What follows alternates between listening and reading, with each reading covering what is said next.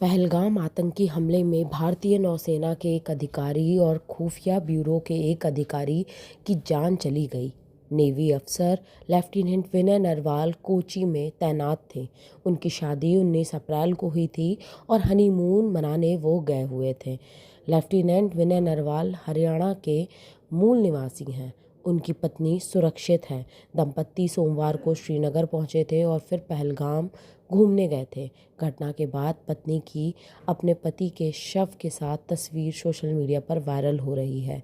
हरियाणा के नरवाल के रहने वाले थे। विनय नरवाल करनाल के सेक्टर 7 के रहने वाले थे।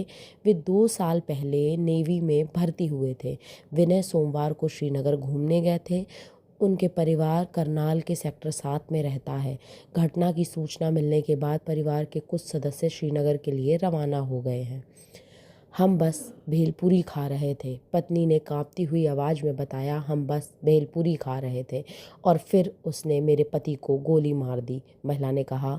बंदूकधारी ने कहा कि मेरे पति मुसलमान नहीं हैं और फिर उन्हें गोली मार दी। पत्नी और बच्चे के सामने मारी गोली। वहीं हैदराबाद के खुफिया ब्यूरो के एक सेक्शन अधिकारी मनीष रंजन मंगलवार दोपहर कश्मीर के पहलगाम में हुए आतंकी हमले में अपनी पत्नी और बच्चों के सामने शहीद हो गए।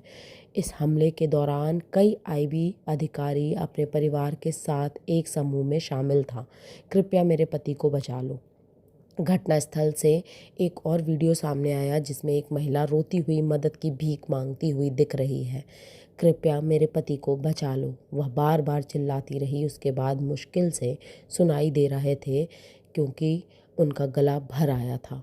वीडियो रिकॉर्ड करने वाला व्यक्ति महिला को सांत्वना देने की कोशिश कर रहा था। पास में ही खून से लथपथ 2 आदमी बेसुध पड़े थे। एक अन्य वीडियो में गंभीर रूप से घायल एक आदमी की देखभाल कर रही एक महिला मदद के लिए तत्काल गुहार लगा रही थी। सर, कृपया कृपया कृपया मदद करें। यह मामला पहलगाम के बैसरन घाटी में हुआ, जहां अक्सर पर्यटक आते हैं।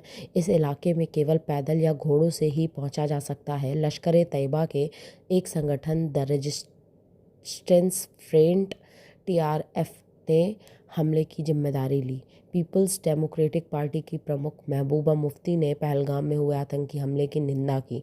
उन्होंने एक्स पर लिखा, मैं पहलगाम में पर्यटकों पर कायराना हमले की कड़ी निंदा करती हूँ, जिसमें एक व्यक्ति की दुखद मौत हो गई और कई अन्य घायल हो गए। ऐसी हिंसा अस्वीकार्य है और इसकी निंदा की जानी चाहिए।